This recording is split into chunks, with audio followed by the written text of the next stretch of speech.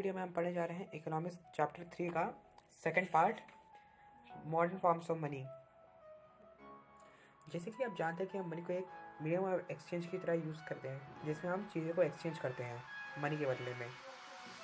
कोई भी सामान खरीदना होगा तो हम उसके बदले में मनी देते हैं, लेकिन यहाँ मनी से पहले हम बहुत अलग अलग चीज़ों को एक्सचेंज करते थे। जैसे कि बताता हूँ, गोल्ड हो गया, सिल्वर हो गया, कॉपर हो गया और अलग तरीके के कॉइन्स, ऐसे कॉइन्स जो कि बहुत पुराने ज़माने में यूज़ किए जाते थे।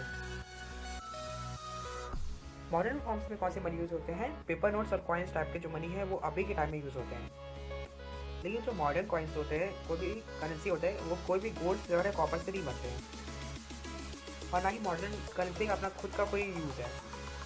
जैसे पुराने ज़माने में क्या होता था, 2500 ईयर्स पहले अर्ली पंच कॉइन यूज़ होता था, फिर उसके बाद गुप्ता कॉइन्स यूज़ होने लगा, उसके बाद गोल्ड कॉइन्स यूज़ होने लगा जो कि अकबर के बीच में था, और अभी मॉडर्न कॉइन्स यूज़ होते हैं। लेकिन ना ही मॉडर्न कॉइन्स का कोई खुद का यूज़ है, ना ही मॉडर्न नोट्स का कोई यूज़ है अपना खुद का, क्योंकि वो तो खुद का एक पेपर ही है।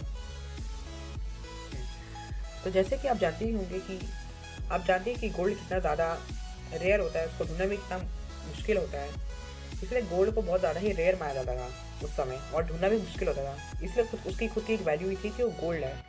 लेकिन अभी क्या होता है, पेपर यूज़ होता है, पेपर नोट्स का यूज़ होता है, लेकिन पेपर को इसका कोई वैल्यू नहीं है, वो तो बस एक पेपर ही है, इसलिए उसकी कोई वैल्यू नहीं है। यहाँ पे लिखा है the modern currency is without any use of its own, उसका खुद का कोई यूज़ ही नहीं है पेपर का। और अगर इस पेपर का कुछ खुद का कोई यूज़ नहीं है तो इसको हम एक मीडियम ऑफ एक्सचेंज से एक्सेप्ट क्यों करते हैं, ये यहाँ पे क्वेश्चन पूछा गया है। तो इसका आंसर बताता हूँ मैं। इस नोट को यानी पेपर नोट को हम एक्सचेंज की तरह इसलिए माना जाते हैं क्योंकि इसे reserve bank of India issue करती है सेंट्रल गवर्नमेंट के अंडर में।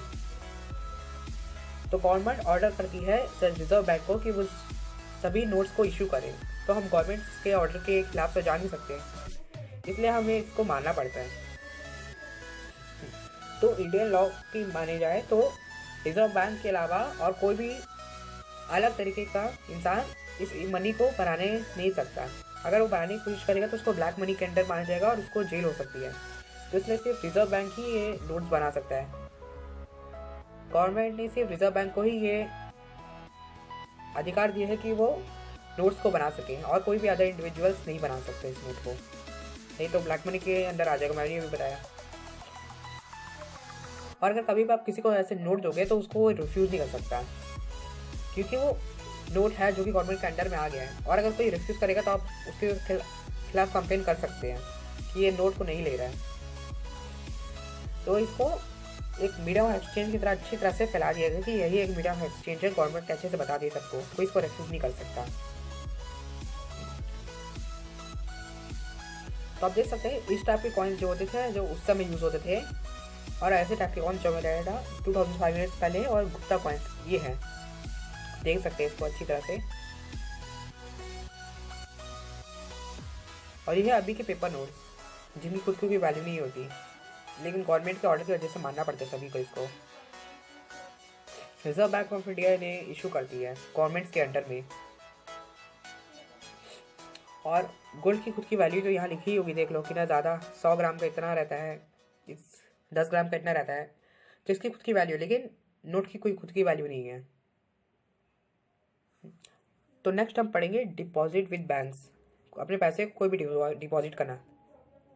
तो आप अच्छे से जानते हो कि कभी भी किसी को अपनी कंपनी में बोनस मिलता है पैसे में, तो वो पैसे को अपने खुद के यूज़ के लिए नहीं करता, उसको जाके वो बैंक में डिपॉजिट कर देता है। तो आप अच्छी तरह से जानते होंगे कि अगर किसी महीने में किसी को सैलरी मिली है और दूसरे महीने में भी मिली है और पहले महीने का थोड़ा बच गया है, तो वो क्या करेंगे, वो मनी को ऐसी बेकार में खर्च नहीं करेंगे, वो क्या करेंगे, उस मनी को सीधा जाके बैंक में डिपॉजिट कर देंगे ताकि वो भविष्य के लिए काम आए। तो बैंक क्या करेगा, उस मनी को एक्सेप्ट कर लेगा और उस पर आपको थोड़ा इंटरेस्ट भी देगा। हाँ, और आपको जब भी उस पैसे की ज़रूरत होगी तो आप सीधे जाके बैंक से कह सकते हैं कि हमें पैसे की ज़रूरत है, और वो आपको निकाल के दे देंगे। तो इस टाइप के डिपॉजिट को आप कहते हैं डिमांड डिपॉजिट।